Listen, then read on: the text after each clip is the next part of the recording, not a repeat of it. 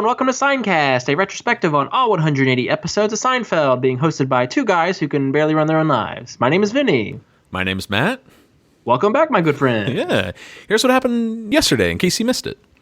Oh, you are beautiful. All right, let's get back to it, Vinnie. Part 2 of our discussion of the Cadillac.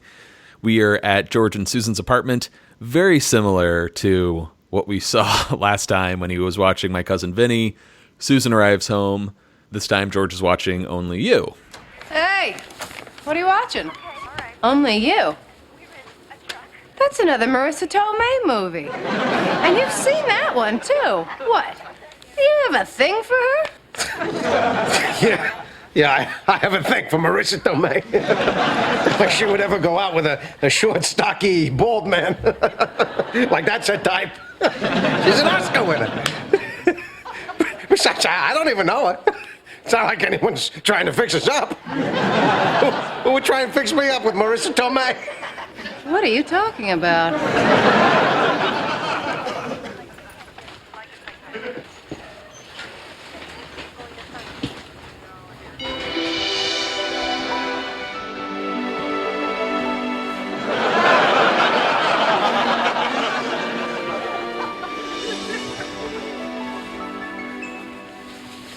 Have I told you how much I love you today? Not in the last 15 minutes. Well, I do love you very much. And I love you, Marisa. Well then, come on, get dressed. We're going to be late for the premiere.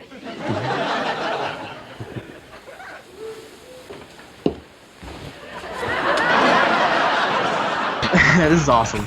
Remember what I said earlier about this being Susan's best episode from I think just funny moments and whatnot? Because we've brought up earlier, Susan is really the straight, normal character. Mm-hmm. That delivery of, what are you talking about? Just kills me. It's so good. I gotta say, though, Marisa coming out of the bedroom like that, or I don't know what room it is. Kitchen. But kitchen, thank you. With the bright light, she's in her Oscar dress. She looks fantastic. Mm-hmm. She's a bombshell. And, it's such a great line, but have I told you I love you today? Not in the past 15 minutes. And something about the way she says premiere always gets me, too. I'm just swooning over. How did she We're going to be late for the premiere. God. I don't.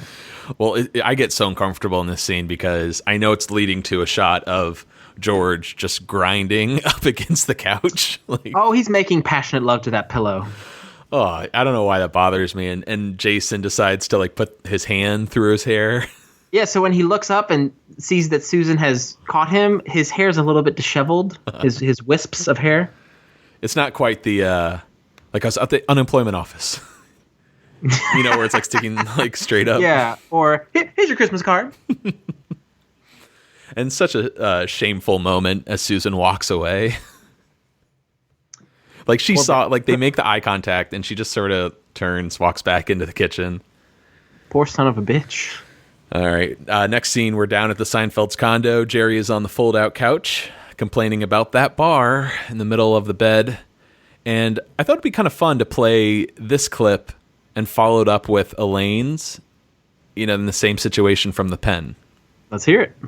Oh, stupid fold-out. Why do they put the bar in the middle of the bed?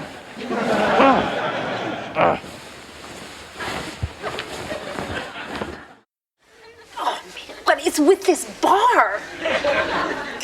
It's right in my back. It's killing me. This bar is right in my back. It's making a dent. Can you think of another reference to the fold-out couch? When Morty sleeps on the bar. Oh, that's the same episode. Mm-hmm. Oh, you want another one? It's kind of connected to that. Oh, and Morty's coming up to see the back specialist, and Elaine's like, it's probably from sleeping on that sofa. Mm-hmm. And the audience is like, oh, I know that. I love this show. It's really, really great. Well, the phone rings. Actually, before we get started here, I want to apologize, Vinny. We do not have a clip of this scene when Elaine's on the phone with Jerry, but pause the podcast, go watch the scene, and come on back. The phone rings. It's Elaine, who is just glowing, very happy to talk with Mr. Moneybags. She's thinking of coming down to Florida to spend some time with him, just 2 hours by plane. But before Jerry can give her an answer, she gets an incoming call. It's George sitting on the couch in his robe. Susan's probably already in bed asleep. And he begs Elaine to get Marissa's phone number. And out of frustration, Elaine just agrees to do it. Yeah! Did I get that right? Perfect. Thank you. I'm telling you, man, the more we watch these episodes, it's little moments like that crack me up more than, the zaniest Kramer, pratfall or... Of course, the execution and delivery of these lines, you can't help but want to quote them in that tone. For sure. Well, Elaine switches back to Jerry's call, and hi. And he tells her, don't come down to Florida. He'll be back on Monday. He'll talk to her later. Jerry? Yeah? Bye. She's really trying to get in there. Yeah. Next scene, we're at Monk's. George finishes talking with Marisa Tomei on the payphone, and he sits down with Elaine. Can't believe he actually spoke to her. And before we move on, Vinny, do you know if we've seen George, use that payphone before? We've seen Jerry use the payphone in the outing. Is that right? In the outing? Yeah, when he talked to Susan Leonard and he just missed her. Right. Yeah, good call. But Giorgio, and I can imagine. I think we'll see Jerry use it again in the foundation where he's like, "Cheese, George, cheese." Okay. Can you think of one? Because I can't. I can't, and I feel like if it hasn't happened already, we mentioned it in a deleted scene or something. Like George was scripted to use the phone. Well, somebody reach out to us if and wrong. Most likely we did miss it. Well, Elaine is over the whole thing, with Marisa Tomei, and she stands up to leave, but George stops her and says, "Hey, we need to come up with an alibi here. Usually he spends Saturday afternoons with Susan, and she'll want to know what he was doing. Can't use Jerry. He's in Florida." And just saying that he was with Elaine isn't enough. So where were they? Why were they together? If Elaine ever runs into Susan and it comes up, they have to be in sync. This whole scene at Monk's was added to extend the episode. Excellent. Okay, so what we were talking about in part 1, how Jerry and Larry had to pad it out, you're going to be getting a lot of these filler scenes here. Why do I have to see you? Because I'm going to the dentist, and I'm afraid, and I want you to go with me. It's no good. Okay, fine. I like the way you just rejected my suggestion. Hey, let's not get so defensive here. This is a give and take process. I thought that my suggestion was good. And I think you could have been a little more tactful. Look, we've never worked together on a lie. You don't understand how I work. I have a certain way of working. Jerry and I have worked together a few times. He knows how I work. Not a personal thing. We're just trying to come up with the best possible lie. That's what this is all about. Okay. Fine. Good. Fine. Okay, how about this? What? You are having problems with your boyfriend, and I am meeting you to discuss the situation. I don't have a boyfriend. She doesn't know that. We say that you do. It's good. Believe me. I thought my idea was just as good. The dentist thing? Yeah, right. The dentist thing. The dentist thing was not good. Okay, all right. What is his name? Who is he? Art Vanderlei. Art Vanderlei? This is my boyfriend? That's your boyfriend. What does he do? He's an importer. Just imports? No exports? He's an importer-exporter, okay? So, I'm dating Art Vanderlei. What is the problem we're discussing? Yes.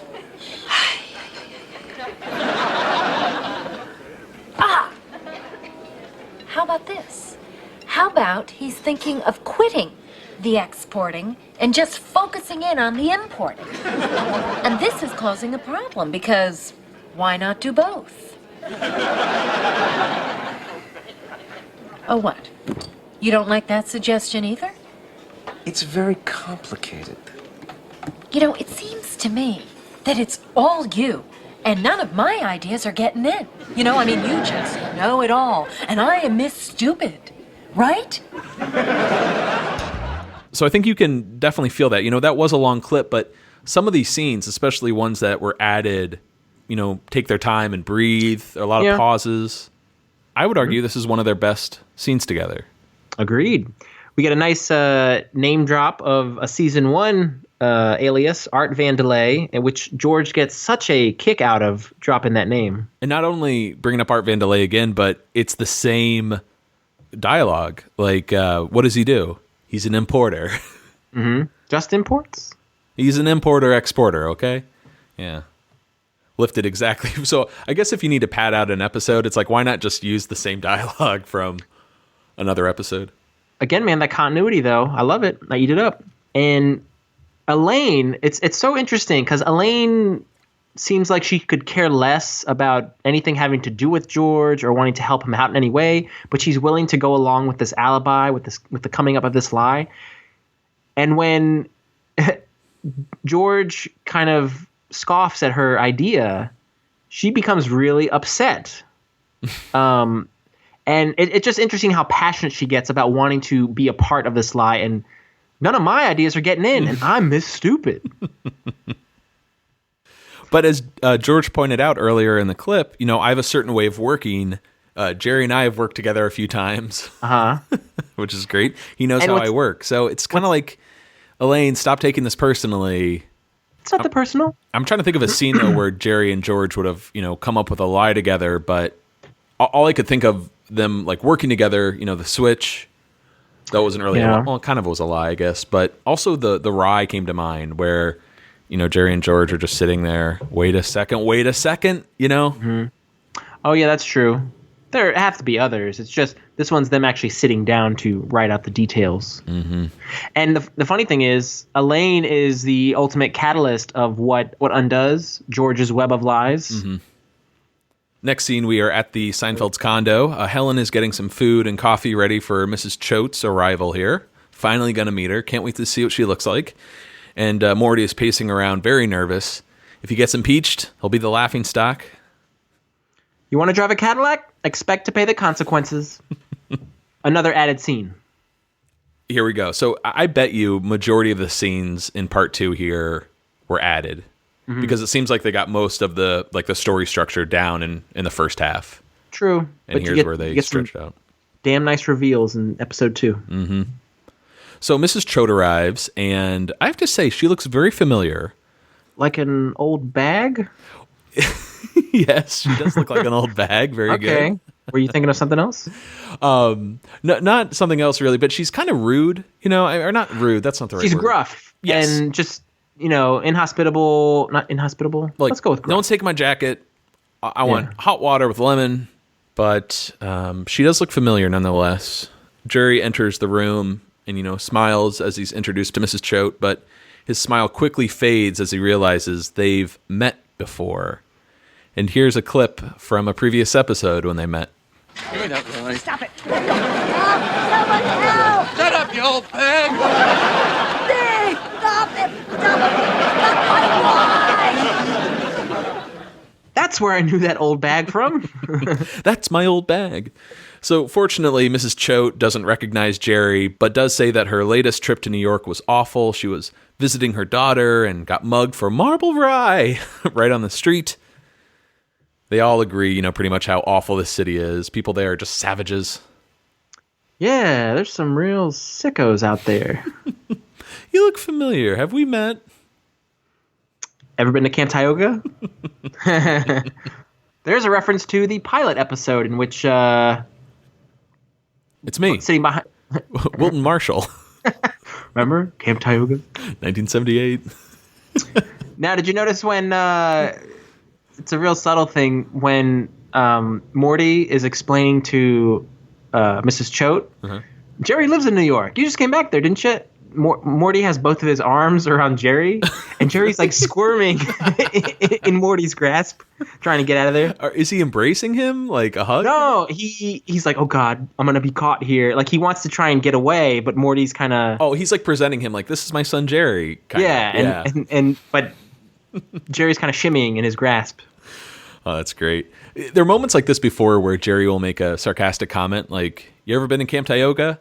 Yeah. Where he'll like throw a joke out there and like someone in the room has to explain, oh, he's a comedian. Like, he's just joking. It happens a lot. But before things can get any worse, Jerry manages to squirm away and rushes out while Morty talks to Mrs. Choate about that crucial vote. And let's cut over to George's apartment here. George is, as well as Jerry, sneaking out of the apartment when Susan catches him. Hey, where are you going? Oh, I didn't tell you? I gotta go meet Elaine. Elaine, what for? I don't know. She's having some problems with this guy she's seeing. I didn't even know she was dating anyone. Yeah. She's seeing this guy, Art Vandelay. So what does he do? He's an importer-exporter. What kind of problems are they having? Well, he wants to quit the exporting and focus just on the importing. And it's a problem because she thinks the exporting is as important as the importing. Are you having an affair with Elaine? Right? Come on. I'm having an affair with Elaine? If I was having an affair with Elaine, I wouldn't tell you I'm going to see Elaine. I would make up some other person than tell you I was going to go see her, and then I would go see Elaine. Uh-huh.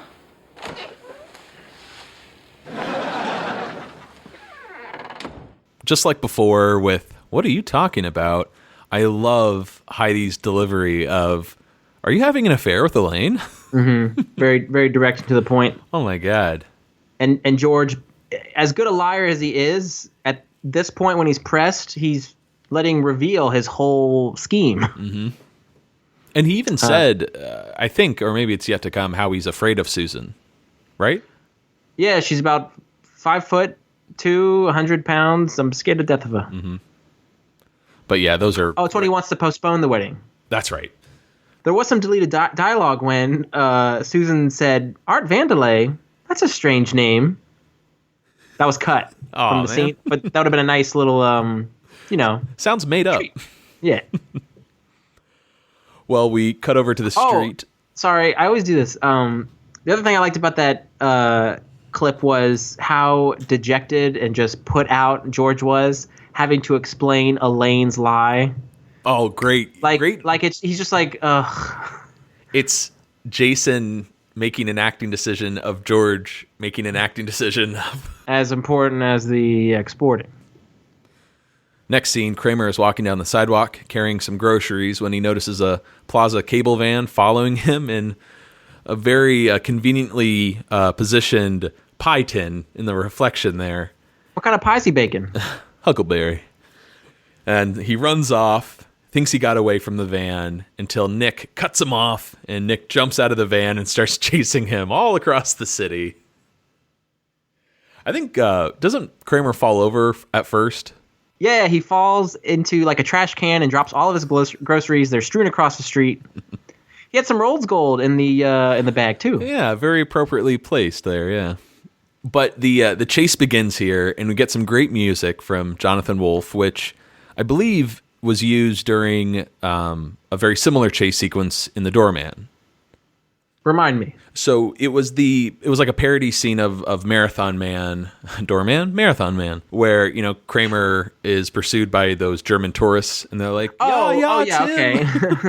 Stop that man. There it is. Yeah, okay. I'm back. But in this scene, we get, like I mentioned, like a chase across the city. We cut to Times Square, and there's the actor who you love. He fills in for Kramer when they shoot on location. The B unit. Right. And I forget the guy's name. He actually has a few photos online of him dressed up as Kramer. He's a tall, wiry, gangly fellow. Mm-hmm. He, I believe, was the guy when Kramer has some bowel issues and he's trying to find a bathroom. You couldn't find a guy that has the mannerisms less like Michael Richards. The way he walks, his knee, everything just is not Michael, but that makes it funnier, I think, to see him in these wide shots roaming around actual New York City. And of course, there's someone standing in for Nick Stevens there as he's chasing him down.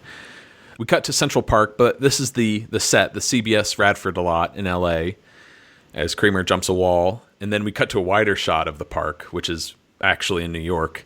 And this is my favorite one because Nick is sort of shuffling along. He's like really far behind. Nice. And then we cut to a mix of rooftops in LA and actual rooftops in New York as Kramer in this kind of like a cliche moment, something out of like Vertigo. You know, he comes to the edge, he looks down, and then he makes the leap across the alley to the other rooftop, and he runs off as Nick is just left standing there. He can't make the leap.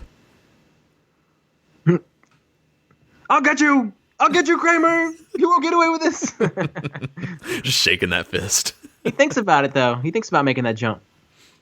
I love a good chase sequence on Seinfeld. One that's more contained was in the Soulmate episode, I think, when Jerry chases Newman throughout the building. And it's got more of a Mission Impossible theme to it. Dun, dun, dun, dun, dun, dun, dun, dun. All right, next scene, we're at the Seinfeld's condo. Helen and Morty are getting ready to leave for dinner, and they call for Jerry. It's only 4:30. Who eats dinner at 4:30? By the time we sit down, it'll be 4:45. They want to catch the early bird special, which only runs from 4:30 to 6. Vinny, what do you get in that early bird special? A tenderloin, salad, and baked potato for $4.95. You know what that costs after 6? Oh. That's one of my favorite trivia questions. What 3 things do you get? Well, Jerry offers to pay for dinner if they can eat at a normal time. He's not force-feeding himself a steak at 4:30 to save a couple of bucks, I'll tell you that. Helen kind of sulks and says, fine, we'll wait. But it's unheard of.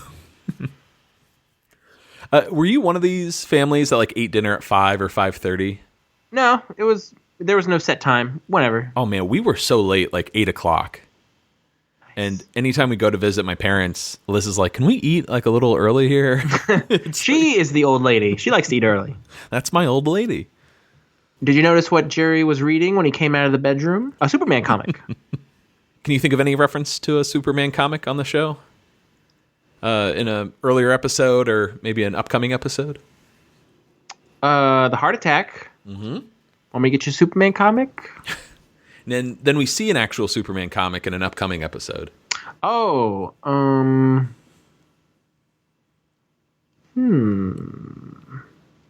Who's holding it? Oh, Jeannie and Jerry. Yeah, so I didn't know if they were both holding it or they each had their... They each have their own. Okay. I don't know if they're both Superman comics. I think hers is a Wonder Woman. Oh, it has to be. Maybe, yeah. Anyways, next scene, we are in Central Park, and George is sitting on a bench with the one and only Marisa Tomei, everyone. So, anyway, if you think about it, manure is not really that bad a word. I mean, it's Nua, which is good, and a ma in front of it, which is also good. Ma Nua. It's really not that bad. You're so right. I never thought of it like that. Manure, ma, and the Noor. Did you just make that up? Wait, you think I'm doing material here? No. It's hard to believe anyone could be so spontaneously funny. And I'm a little tired. So tell me, how is it that a man like you, so bald and so quirky and funny, how is it you're not taken? Well, Marissa, see, the thing is, I'm sort of engaged. What? I'm, engaged.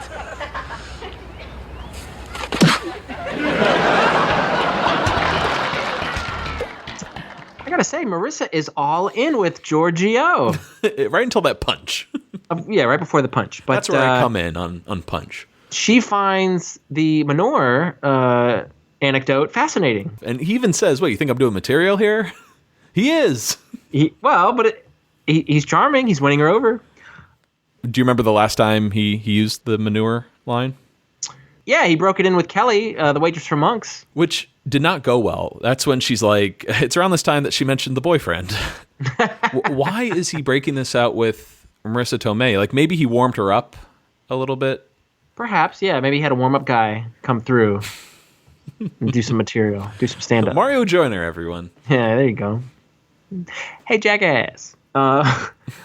Some deleted dialogue from this scene, which is pretty good, I must say. Marisa confesses that she's having a whale of a time. And George replies, Marisa, can I tell you something? The time I'm having, a whale's not even going to cover it. So I kind of wish they would have kept that in, because I think maybe she's got an affinity for marine biologists as well. But what a fish. Oh, yeah. Mammal. I think this is so satisfying in terms of like where this leads. Like there's no other way for Marisa to respond, I think. Of course. Yeah, she maintains her dignity. She stands up for herself. She puts George in his place. Because, George, well, he does admit in the finale, I'm a cheetah. But, he's pretty faithful in his relationships. He did commit adultery that, one time in the Good Samaritan. No, the girl did. That's right. Good point. Yeah. Okay. Nice. But you know what I mean? He rarely cheats on his girlfriends. He visited the rabbi and asked if it would be okay to visit a prostitute. Which and then Elaine might have made up, though. We don't know. Yeah. We'll have to ask her when we meet her. And then when he couldn't get rid of one girlfriend, he cheated on the carrot with the apple lover. Yeah. I'd say he never really committed the act and fully committed to adultery, but he's definitely thought about it. Yeah, this is definitely the closest he's come on his end. Well, hey, look, his father had an affair with a Korean woman, so there's his example of fatherdom. Well, as we say goodbye to Marisa Tomei here, Vinny, is there any movie? Well, actually, I know your answer. It's going to be My Cousin Vinny. I was going to be like, what's your favorite Marisa Tomei movie? Oh, hands down. I liked her in Untamed Heart with Christian Slater. You actually just stole it from me. That was my first Marisa Tomei movie, and it's still my favorite. That was great. Mm-hmm. That was one of the first times I remember as a kid, like just bawling my eyes out during a movie. But yeah, that was actually, I think, just a year or so after My Cousin Vinny. Funny enough, ties into Seinfeld. I forget the artist, but the song Tom's Diner? Yeah. Suzanne Vega. That is on the soundtrack. Oh, get out of here. Where she talks about Tom's Restaurant in New York. And Christian Slater using Curb. Okay, there you go. All right, next scene, we are down in Florida again at Scott's Restaurant. This is the restaurant, I guess, in the retirement community. Do your parents have something like this? My dad, every, I think, Tuesday, after he plays golf with his buddies, they go to Beef O'Brady's. Beef O'Brady's, all right. Yep. So, this place is called Scott's, and this is, I think, one of the best scenes in the entire episode. Was that delicious or what? Where are you going to get a better meal than that? It's better than Danny's. Danny's? Come on. Jack. Doris. Hi, Jack. Hi, Doris. Hello, Morty. Well, you missed the early bird. Yeah? So? Must be nice to have that kind of money. Bertie, look who's eating at 6 o'clock. You're suddenly well-to-do president. But you enjoy your last meal in office. Tomorrow, when they kick you out, you'll have plenty of time to drive around in your Cadillac. They're not kicking me out. You don't have the votes. That's what you think. We'll see. Yes, we will. All right, let's eat already. So we see the return of Mrs. Klompus, Doris, yes, Annie Corzin. My favorite line, the scoff from Jack, the Danny's, come on! And man, these guys are always button heads, Jack and Morty. I love this, They're not kicking me out. You don't have the votes. That's what you think. We'll see. Yes, we will. All right, let's eat already. Hey, they could do a spin-off. It's not even funny. Instead of Rick and Morty, why change now? The whole show is based on what's not funny from our end. Could they do Jack and Morty? All right. Morty. Okay. Or Rick Barr and Morty. So Rick and Morty. This exterior of Scott's might look familiar. That is the Seinfeld office building on the CBS Radford lot. I guess they refer to it as Building 5, but I believe it's the same restaurant in the smelly car when, you get the valet and Jerry and Elaine. I'm pretty sure it's the same, but we've seen it in a few other episodes, and I'm sure we'll see it again. Great scene, though. I just love that confrontation. I'm really going to miss Jack and Morty. We will see Jack again in The Money when he wants to sell the car back to Jerry, but that's true. It's just sad we're not going to get any more of this. Yeah, but we can look forward to altercations between the Seinfelds and the Costanzas. Of course. So the mantle's being passed. Mantle passed. That was rough. Next scene, we are at Elaine's. Elaine is surprised to find Susan at her door. She needs to ask her something and just puts it out there. Are you having an affair with George? And Elaine just bursts out laughing. Why would anyone want to sleep with... And she realizes she better stop there. Well, obviously. If Susan needed convincing that George and Elaine were not having an affair, Elaine's reaction is like irrefutable evidence. The fact that she laughs in Susan's face and blurts out, "Why would anybody want to sleep with George?" But hang on, did she say, "Why would anyone want to sleep with George?" Or why would anyone want to sleep with George? I think she emphasized sleep. Okay. But man, I believe her.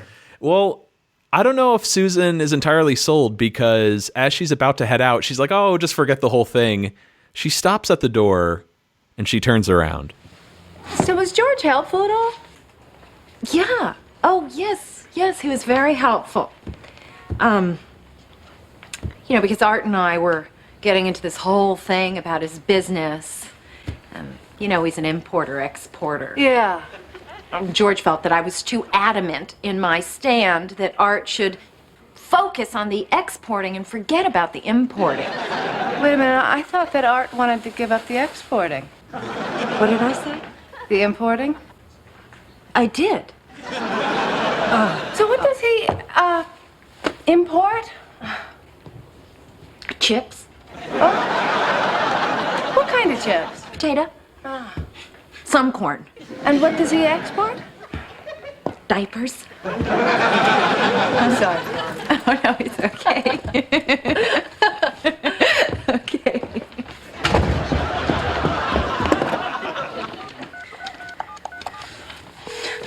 Come on, George, pick up. I'll pick up.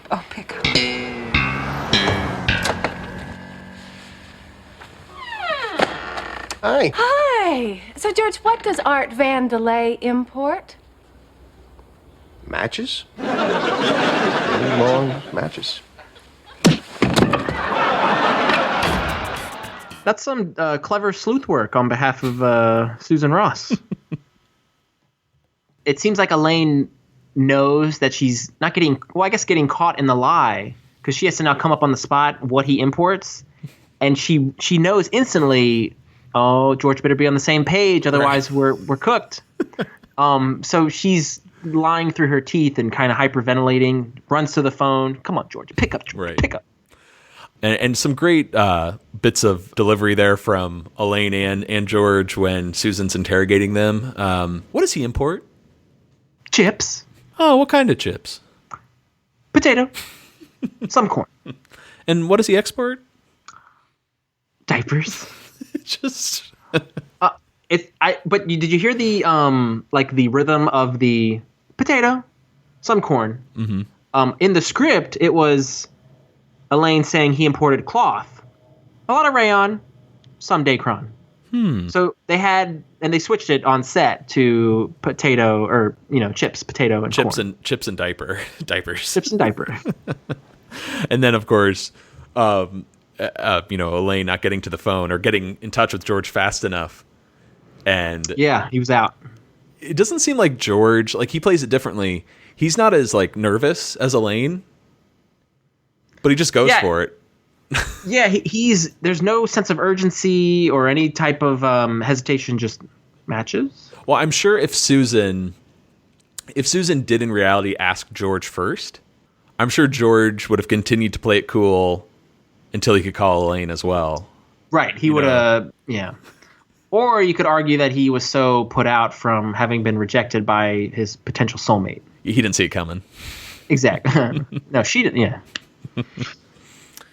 And there's this little moment, too, when Susan leaves Elaine's apartment, and I never picked up on at the end when Elaine says, diapers, and she says, I'm sorry for bothering you.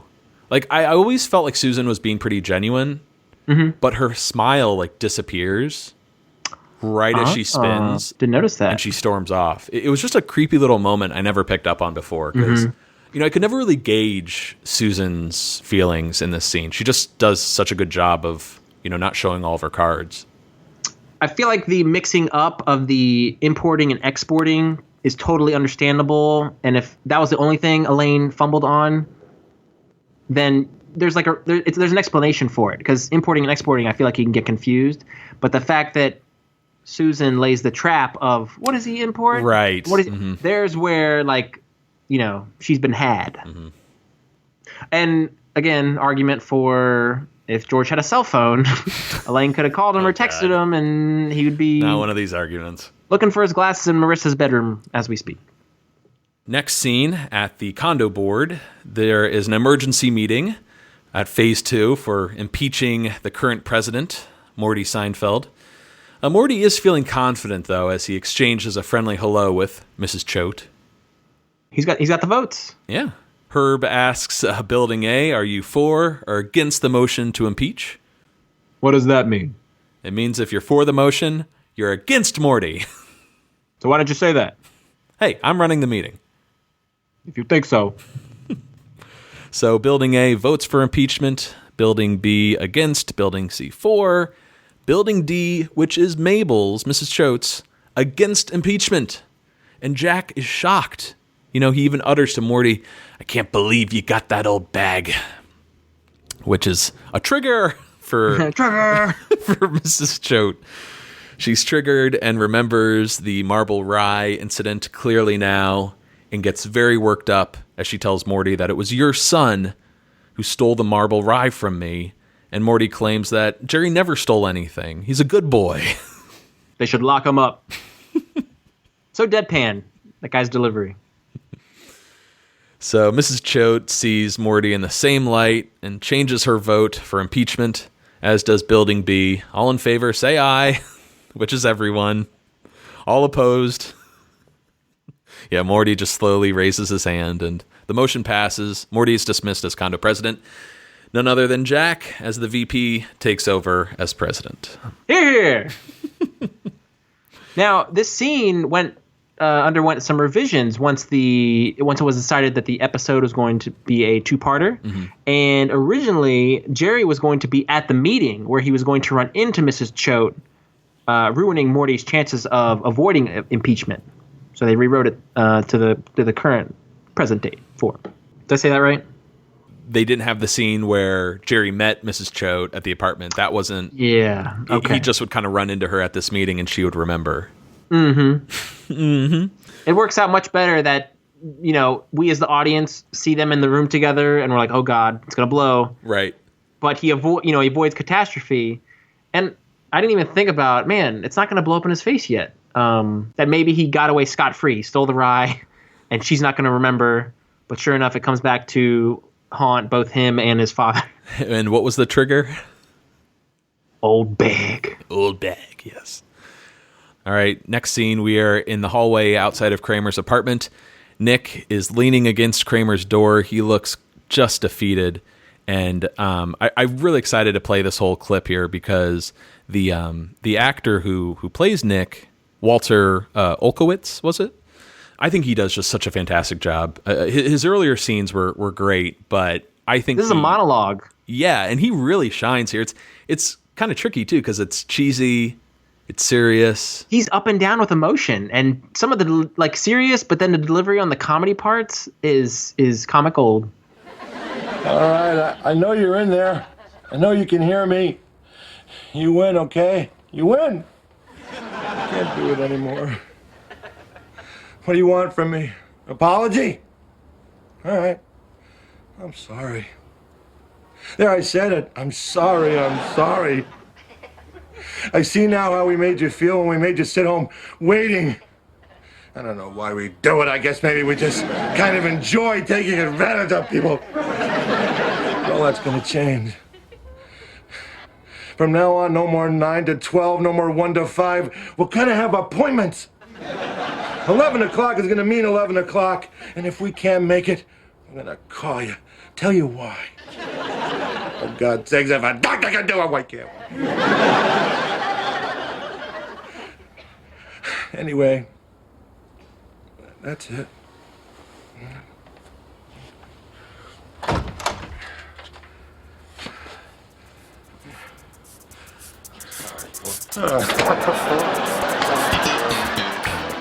I think when we do our season 7 recap, he might be entering one of my favorite single shot characters. Mm-hmm. He is excellent. Based on this performance alone. And a great embrace. Kramer has seen the error of his ways, and he realizes he shouldn't, do unto others what was done to him. And he opens the door, and it's I'm sorry, man. And the whole no hugging, no learning, I know that's kind of a different, context, but here, seeing two characters hug on Seinfeld, it makes me feel good. It works. Yeah. And I've got a cold heart. It's black. Yeah, great stuff there. And the grand finale here, over the credits, is another wonderful movie parody sequence as Jonathan Wolff's homage to the soundtrack to Nixon kicks in here, a John Williams composed soundtrack. Helen puts on Morty's coat. The bags are in the car. It's time to go. And Morty, a la Anthony Hopkins in the end of Nixon, finds some confidence and, says his goodbye to the empty condo and, walks to the Cadillac with Jerry and Helen, and even does that salute with the two hands, like a Y. And they drive off into the distance. What do you think about this ending? Are you a fan of it? Oh, this is fantastic. Great way to end the episode. And I love whenever they do a parody of, something we all can relate to, like whether it's the JFK scene from The Boyfriend or example like this here with Nixon. Yeah. I just had a thought of Elaine saying, they're going to take me down like Nixon, Oh, yeah. This isn't the only reference, I guess. I did listen to the music from the soundtrack by John Williams. It's called The Farewell Scene. And because we read that Jonathan Wolff was obviously trying to, do an homage to that.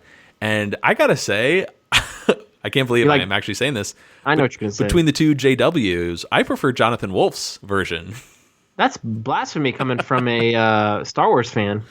Oh, yeah. Come on. John Williams, one of the best film composers of all time. There's just, I was trying to imagine the farewell scene being placed over this, scene from Seinfeld. And I think Jonathan Wolff just nailed it. I'm with you. Mm-hmm. We'll include a link in our show notes if anyone wants to listen to the John Williams version, the inferior version. Oh, and, I forgot to mention, Jonathan Wolff is on Twitter. He is at Seinfeld Music. Fitting. Yes, very fitting. So everyone should go out and follow him. We'll include a link in our show notes. Well, Vinny, should we move on to ratings and reviews? Absolutely. So, what do you think? So, Matt, are you for or against the motion to impeach this episode? What does that mean? It means if you're for, you're against the Cadillac. Why don't you just say that? No, dude, I love this episode. I think this is actually one of the best hour-long episodes. If you, consult the list off of the episode guide. I love the boyfriend and the pilot, but I think this is like number 3 in my favorite of the hour-long episodes. Okay. What about you? Is it up there for you, or? I enjoyed this one thoroughly. I think I like the raincoats a little bit better because I'm so sold on Aaron, as well as, we get a little Frank Costanza in there. Mm-hmm. But man, anytime you get the Seinfelds in there, Morty and Helen, they're a dynamic duo. I love them. I do love the pitch and the ticket a lot too, because that's the whole it's a show about nothing. Also good. That could go toe to toe with this episode for me. Both written by Larry David, so it's fair game. But it is fair game. Drivel. What about the just the overall good and bad of this episode? What did you like? What did you not like? Oh man, this was a lot of fun. Georgia's storyline was, I think, by far my favorite portion of this episode. And the fact that they got Marisa Tomei to guest star, and she was such a good sport, and loved seeing her there, and George kind of colluding with Elaine and trying to fabricate this lie, and Susan catching them red-handed. It's funny because Elaine's story kind of started off kind of weak. She has a friend who knows Marisa Tomei, so I'm like, oh man, Elaine doesn't really have anything going on in this episode until she gets kind of sucked into George's web of lies. And then add to that her developing these feelings for Jerry solely because he was able to purchase a Cadillac for his father, and she becomes such a, Jerry, hi, this like swooning schoolgirl when he's around. Kramer with Nick from Plaza Cable, that the chases, escapes, fencing, fighting, true love, revenge. Okay, I'm sorry. I'm trying to think of what I didn't like about the episode. It's kind of the big complaint we have, or like my go-to complaint is, the Elaine story, as you mentioned it, probably is the worst out of the four, just because it's not like a concrete storyline. Like she's not meaty. She wants to be with Jerry with the money. She's helping George. Everyone else has a very like simple laid out storyline. Yeah. There's something about the Kramer Cable storyline that I like the most. Okay. I mean, obviously George is not only the best, but a classic one at that with Marissa and just like scheming with Elaine. But I really enjoy the back and forth, the cat and mouse aspect of Nick and Kramer. That feels like the zany portion of this episode and makes it, a season 7 type episode. Whereas George wanting to have a cup of coffee with a woman to see if she likes him, that kind of lends itself to the old style of Seinfeld, even though it is with an Oscar winner. Mm-hmm. Which is a huge get, by the way. Yep. At the time, 1996, just a few years after her Oscar win. I think Marisa Tomei is actually up there with, the likes of Bette Midler or, gosh, who else is a cameo on the show? Mel Torme. She's A-list. For sure. And these are actually my favorite kind of cameos on Seinfeld where people play themselves. It's not like Marisa Tomei as a girlfriend. It's right. She's literally playing herself, and it's John Voight Day. Oh, John Voight, another big one. But the only negative I felt in this episode is something you could probably find in every hour-long episode. There were a few scenes that tended to drag a little bit. As much as I love the George Elaine scheming scene in Monks that we played here, it is a bit too long. Like it's like a 3 to 4 minute scene of just two people going back and forth, the ping pong, but just there's a lot of like dead air. Yeah. In that some of those really ping pong balls went off that table is what you're saying. And as you mentioned too, there were some scenes, especially in the second half of the episode, that were added by Larry and Jerry after they started editing the first part. And excellent, standalone scenes like, look who's eating dinner at 6:00. Oh, love that line. Mm-hmm. If there's ever a choice between cut an episode to make it 22 or extend it to make it 44, I will always vote for the 44, solely because a lot of jokes are always put on the cutting room floor. So I always welcome that. Yes. Bring on the hour. Yeah. Flame on! Definitely a good call on their part to extend this one. But what about your top 20, Vinny? Is this gonna crack? We've got your number 20. What is it? The 7, just from last week. Yeah. 7 at number 20. I feel like this would end up between my 20 and 30 range. I don't think it will crack my top 20 because I like Fusilli Jerry at 18. I'm loving the Rye at 19, and the 7. I'm still feeling good about the 7. So, not today, Bucko. That's a great way to put it, though. It's between 20 and 30. I feel the same way. But yeah, I don't think it's going to crack the top 20 this week, unfortunately. Okay.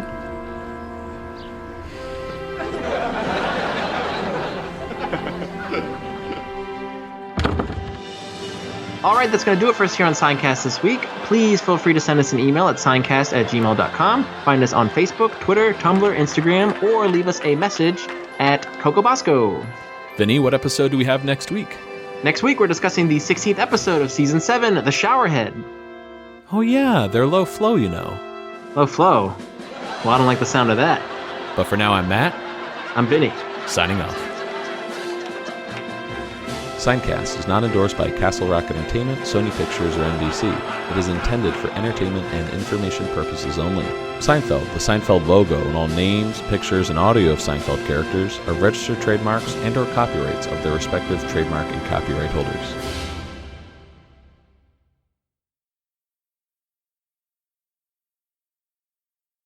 Can't believe you got that old bastard.